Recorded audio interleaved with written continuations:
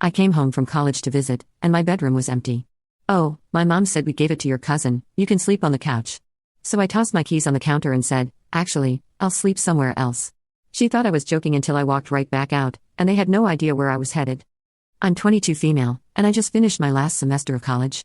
It was supposed to be a big deal after years of hard work, late night studying, juggling part-time jobs, and stretching every dollar just to make it through. I wasn't expecting a parade when I came home, but I thought my family might at least be happy to see me. My relationship with them had always been complicated. They never really understood why I wanted to go to college in the first place. To them, it was a waste of time and money. My mom especially didn't get it. She used to make little comments like, "I don't know why you're working yourself so hard when you could just get a job here, or you're not one of those stuck-up career types, now are you?" Still, when she called and invited me home for the weekend, sounding genuinely excited, I thought, just for a second, that maybe things were different now, that maybe after 4 years they'd finally started to respect the choices I made for myself. The drive home was long but familiar, 3.5 hours of highways, back roads, and old songs I used to love. I found myself thinking about my room, the one thing in that house that had always been mine. The thought of sinking into my old bed, staring up at the glow-in-the-dark stars I stuck on the ceiling when I was 10, gave me a weird sense of comfort. But the second I stepped inside, something felt off. It wasn't anything obvious at first, just a weird feeling. The air in the house felt different, like it didn't quite belong to me anymore. I glanced around and noticed little things I didn't recognize: a pair of men's shoes by the door, bigger than my dad's, a hoodie draped over the back of the couch that I'd never seen before. Then my mom appeared from the kitchen, wiping her hands on a dish towel. "There's my college girl," she chirped. Her smile was too wide, too practiced, like she was trying too hard to act normal. I gave her a small smile, still adjusting to the feeling that something was off. "Hey, Mom," I said. She pulled me into a quick hug before stepping back and clapping her hands together. "We've made some changes," she announced, like this was some kind of game show reveal. I barely had time to process that before she turned and started walking down the hall, expecting me to follow. I hesitated. "Changes?" "Oh, nothing major," she said over her shoulder. "Just some rearranging, you'll see." Something uneasy twisted in my gut as I stepped into the hallway. It looked the same worn-out carpet, same family pictures on the wall, but as I got closer to my bedroom door, I noticed something that made my stomach drop. The door was open, and my room wasn't my room anymore. The walls were a different color. The deep blue I had carefully picked out as a teenager was now an impersonal beige. The posters I taped up, the bookshelf filled with novels I'd collected since middle school, the old stuffed bear I kept on my bed, they were gone. Everything was gone. Instead, there was a different bed, a bigger one, a different desk pushed up against the far wall, a duffel bag sat open on the floor, clothes spilling out, a pair of sneakers, huge sneakers, were kicked off near the closet. It took a second for my brain to catch up with what I was looking at. Someone else was living in my room. I turned slowly, my mouth dry. "What is this?" My mom was standing in the doorway, watching me carefully. "Oh," she said with a little laugh, waving a hand like this was no big deal. "We gave your room to Zach, my cousin, the one I barely saw growing up, the one who bounced from one job to another, always making excuses for why life wasn't fair to him, the one my mom had always insisted we had to be patient with because he's just going through a rough patch." I stared at her, waiting for some kind of punchline, some kind of just kidding, but she just kept smiling like this was normal. I let out a breath, forcing my voice to stay calm. "You gave my room to Zach?" She nodded. "Well, honey, you don't live here anymore. It didn't make sense to keep the room empty." I felt a strange, heavy pressure in my chest, like something was sinking inside me. She kept going, like this was the most reasonable thing in the world. "You know how hard things have been for him. He just needed a place to stay, and we thought, well, since you're off at school." I barely heard the rest of what she said. My ears were ringing. For years of struggling, pushing myself, doing everything on my own, and the second I was out of the house, they erased me like I had never lived there at all. She must have noticed the look on my face because she quickly added, "You can sleep on the couch, it's only for a little while."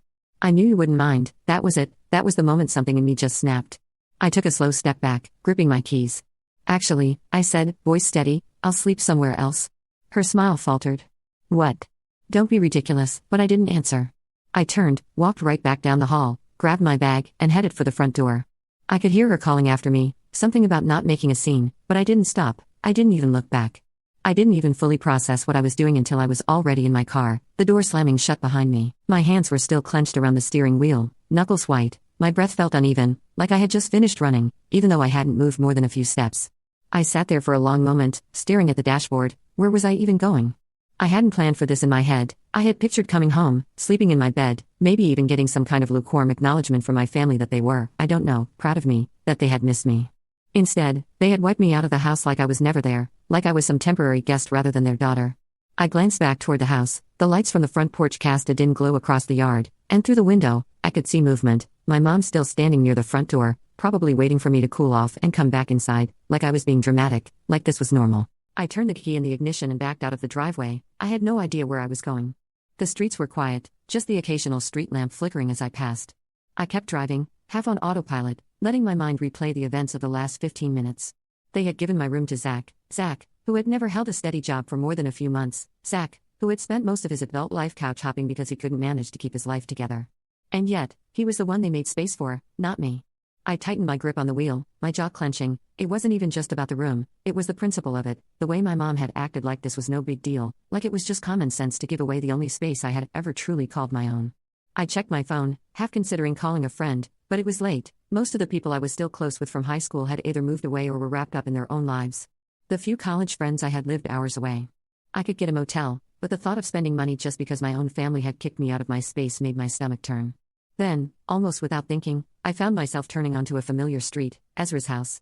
I hadn't talked to him much in the past few months. We had been close all through high school, the kind of friendship that felt like it would last forever, but college happened and life got in the way. We had kept in touch here and there, occasional texts, a few video calls when we had the time, but I hadn't seen him in person in over a year. Still, when I pulled up outside his house, I felt an odd sense of relief. His car was in the driveway, which meant he was home. I hesitated for a moment before stepping out and walking up to the front door. The porch light was on, casting a dim glow across the worn-out welcome mat. I knocked, then took a step back, suddenly unsure if this was a good idea. A few seconds passed, then the door creaked open.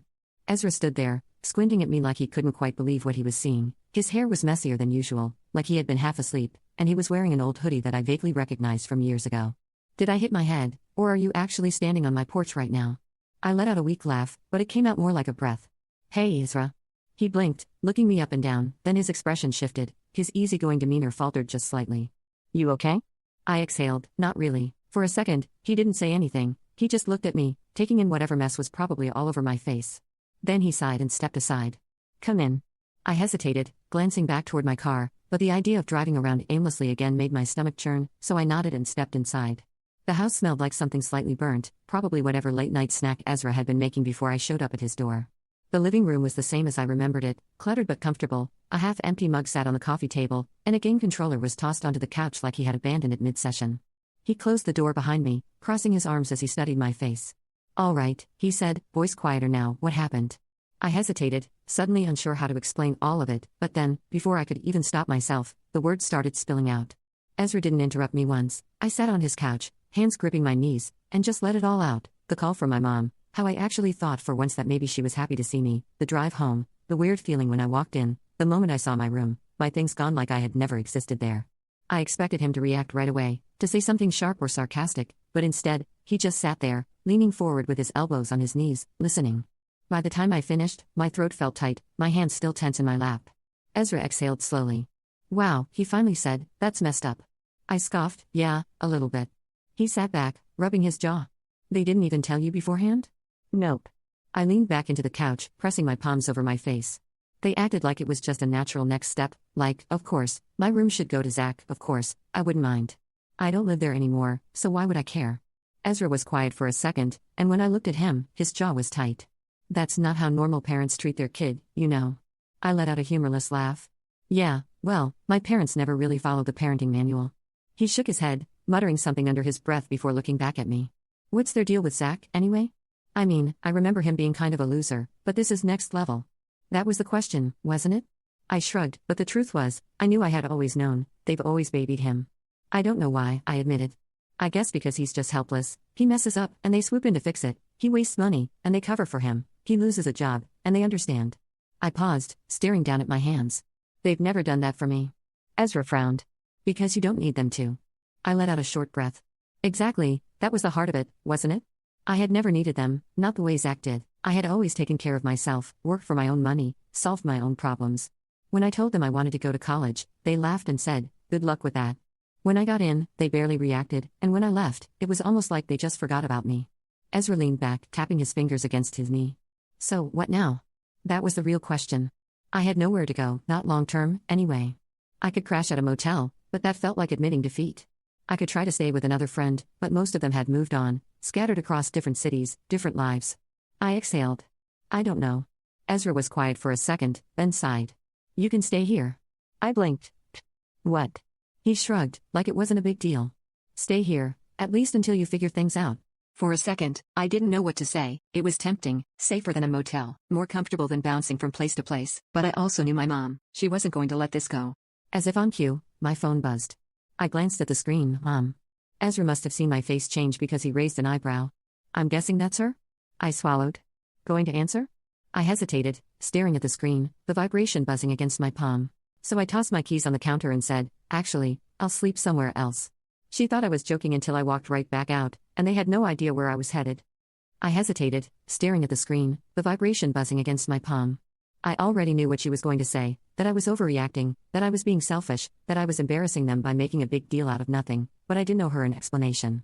I silenced the call and set the phone face down on the table. Ezra smirked. Nice. I let out a slow breath. She's not done though, and I was right, because 20 minutes later, the calls started coming in waves. First my mom, then my dad, then, of all people, Zach. I ignored them all. I wasn't surprised when I heard the knock on the door the next morning. I was sitting at Ezra's kitchen table, sipping a cup of coffee and scrolling through my phone, fully expecting this. Ezra was still half asleep, sitting across from me in the hoodie he'd thrown on last night, barely awake as he poked at a bowl of cereal. The knock came again. Ezra raised an eyebrow. Them? I sighed, setting my coffee down. Who else? I got up and went to the door. Sure enough, when I peeked through the peephole, I saw my mom standing on the porch, arms crossed, looking like she had been waiting for hours. I opened the door just enough to step into the doorway, blocking her view inside. She didn't even wait for a greeting. "What do you think you're doing?" she hissed. I blinked. "Good morning to you too." Her lips pressed into a thin line. "Enough with the attitude. You didn't come home last night." I folded my arms. "Yeah, I figured since you gave away my room, I didn't have to check in like a child." Her jaw clenched, and I saw the exact moment she realized I wasn't going to back down. That threw her off. She was used to me keeping my head down, avoiding confrontation. "Well," she said, her voice tight, "you could have at least stayed to talk about it." And instead of storming off, I let out a short laugh. "Talk about what? You made the decision without me. What was there to discuss?" "Mom," she huffed, shifting her weight, "you don't even live there anymore. It just made sense. Zach needed a place to stay, and you're off at college. I come home, I cut in, or at least I used to, but clearly, you didn't care about that." She exhaled sharply through her nose, like she was barely holding on to her patience. "You're being dramatic." It was the classic dismissal. I clenched my jaw, keeping my voice calm. "No, I'm not. You didn't even tell me, you just erased me like I was never there." Mom threw her hands up. "It's a room, don't be so selfish. Zach needed a place, and we did what was best for the family." The phrase hit me harder than I expected, because that's what it always came down to, didn't it? The family, the one I apparently wasn't a part of. I stared at her for a long moment, then I shook my head. "Well," I let out a breath, stepping back slightly, "you really don't see it, do you? You've been over backwards for Zach his entire life, and you've never done the same for me. You gave him my room because he's your priority, not me." Mom's face darkened. "That's not true," she said, but I gave her a pointed look. "Name one time you've helped me the way you help him." She opened her mouth, then closed it. No answer. I scoffed. "Exactly." Her frustration turned to anger. "This isn't about favoritism. Zach needed a home, and we gave it to him. At my expense," I added. "You're gone for most of the year. What do you expect us to do? Leave it empty? I expect you to respect me enough to tell me before throwing my stuff in storage." She rolled her eyes. "We didn't throw it away." "Oh, thank you so much for that," I said dryly. Her jaw tightened. "Look, I came here to bring you home. Enough with this tantrum." I let out a short laugh, shaking my head. "I'm not coming back." That made her freeze. She blinked. "What?" My voice was steady. "I'm done. You made it clear where I stand in this family, and I finally get it, so no, I'm not coming back. Keep the room, keep Zach, I'll figure out my own life." Mom looked stunned, like she had expected me to yell, to break down, to lash out, but I was just done. "You're overreacting," she tried again, but her voice wasn't as confident now. I smiled faintly. "No, I'm just finally seeing things for what they are." I turned to step back inside, but she grabbed my arm. "You can't just leave," she said, her voice lower now, almost panicked. "We're your family." I pulled my arm away. "Yeah, you should have acted like it." And with that, I stepped back inside and shut the door in her face. So here's where I'm at now. I'm staying at Ezra's place. My mom keeps calling, but I'm not answering. She showed up this morning, and we had a long conversation about everything, but it was clear that she still doesn't get it. She thinks I'm overreacting, that I should just suck it up and come back home, but I've had enough. I've been the one who worked hard to get where I am. I've been the one who made sacrifices, who made sure I didn't rely on anyone to take care of me. Meanwhile, Zach keeps getting a free pass, and I'm just supposed to be okay with it. I'm not going back to that house, but I'm starting to wonder, am I the asshole for leaving? Should I just swallow my pride and let things go? My mom is convinced that I'm making this a bigger deal than it really is, but I feel like I've been pushed to my limit. Let me know your thoughts. If you enjoyed this story, make sure to like and subscribe for more content. Let me know your thoughts in the comments. What would you have done in this situation? I'd love to hear your take.